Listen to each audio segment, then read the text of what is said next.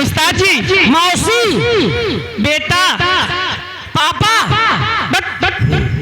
और यहाँ तो है मौसी वही सब। हेलो जी, क्या बात है? ए जी, हाँ जी, कहाँ बैठा हो? तोहरे अगवारे। अगवारे? हाँ हाँ, अगवारे कोनो फायदा ना बा। आप है फायदा है पिछवाड़े। पिछवाड़े गंदगी है। ए जी, हाँ जी, कभी जल्दी आवा हो, देखा हमरे दीदी। दरवाजा खोलो।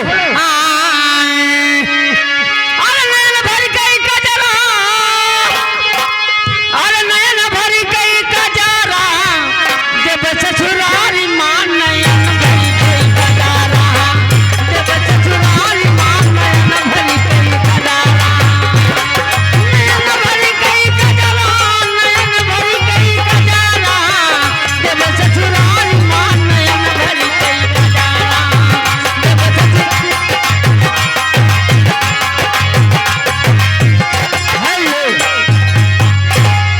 कारे बकलोलिया, कारे कुटकी वाली बकलोलिया, एक के तमाचा मारा तो मुंह तुम्हारे पे अच्छा लगा। शरीरिया देख के बोल पेम्पस पहनी थी हम, पेम्पस।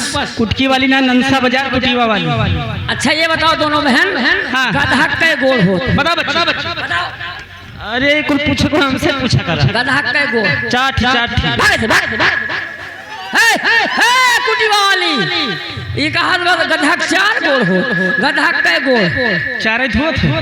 बस जौन घंटा मारा बेहोश हो जा। गधा 5 गोड़ हो। कैसे 5 गोड़ भैया? तोरे सोन बताओ, चारे धोत है। 5 होत है, 2 ठी आगे, 2 ठी पीछे, और जो न कैप्सूलो लटका है बीचों में। ठीक है, ज्यादा समय नहीं। तुमको देख के एक चीज याद आ गया। क्या? अरे जवानी मोरी आई, अरे जवानी मोरी आई, अरे मोरी दुनिया जवानी मोरी आई, अरे मोरी दुनिया जवानी मोरी आई।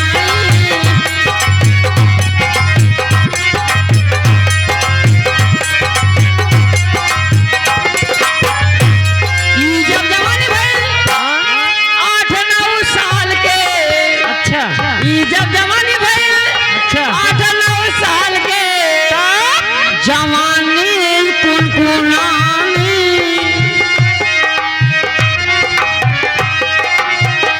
जवानी कुनकुनानी, अरे मोरी दुनिया जवानी कुनकुनानी, अरे मोरी दुनिया जवानी कुनकुनानी।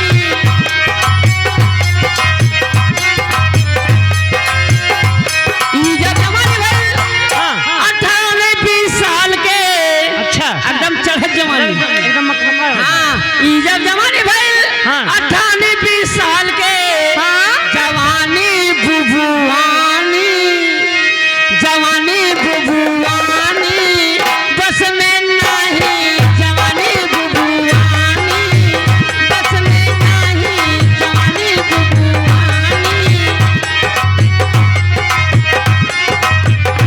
ई जब जवानी भइल, ई जब जवानी भइल हाँ। 80-90-100 साल के, अच्छा, मतलब आखिरी जवानी, ध्यान दिहू। अच्छा। ई जब जवानी भइल 80-90-100 साल के, जवानी,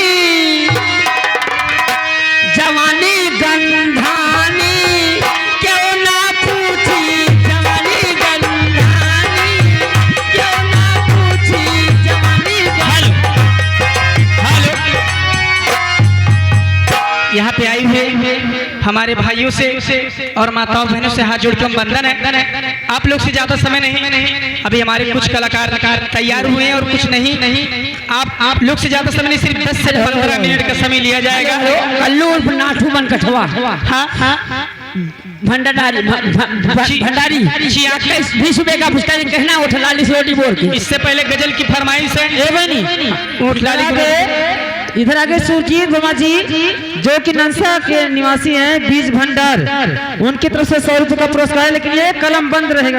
हेलो, हमारे अनिल समोसा वाले नंसा बाजार, हाँ। उनकी तरफ से भी 50 रुपए का पुरस्कार आया है। लेकिन कहना है क्या है? अनिल समोसा वाले पूछ रहे हैं कि जवन है या मिठाइन, हम कहन हाँ।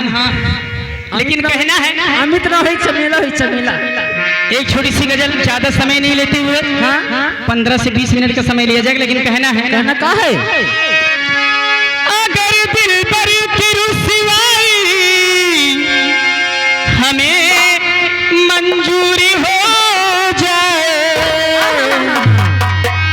सनम तू बेवफा के नाम से, सनम तू बेवफा के नाम से मशहूरी हो जाए, सनम तू बेवफा के।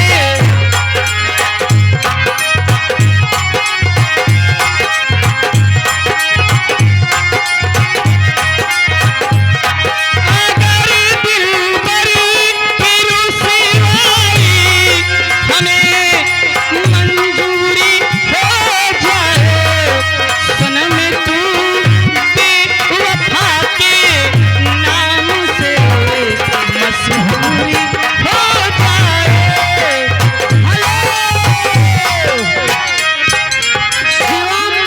अंकुश गोपी तीनों भैया की तरफ से 50 रुपए का पुरस्कार। लेकिन पहले इधर आ रहे हैं अनुराग ऑटो भैंसोली के निवासी की तरफ से 21 रुपए का पुरस्कार। और इधर से भी जो बीज भंडार वाले आए थे उनकी तरफ से जो था ना लेकिन ये भी उनके फरमाइश का रहा। बलराम निषाद घर मालिक के बेटे की तरफ से 101 रुपए का पुरस्कार है। हमारे पंडित भैया को लाख लाख धन्यवाद है। लेकिन ये जी हाँ जी 48 रोटी बोर अरे हो जाएगा जल्दी है। पहले 48 रोटी बोर की हर छोड़ा राजा गांजवा, हर छोड़ा राजा गांजवा, संभाला मर जवानी, छोड़ा राजा गांजवा, संभाला मर जवानी।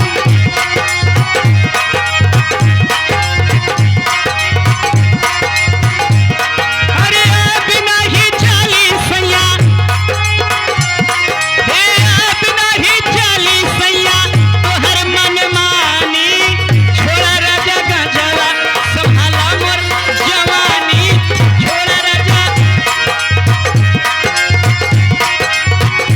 हेलो दिलीप भैया बोझो वाले हेलो जो छोड़ने आए थे आप यहाँ आ जाइए। 10 रुपए का पुरस्कार यही बैठा है जी। 48 रोटी बोल के पहले गा दीजिए, उसके बाद कुछ गाइए।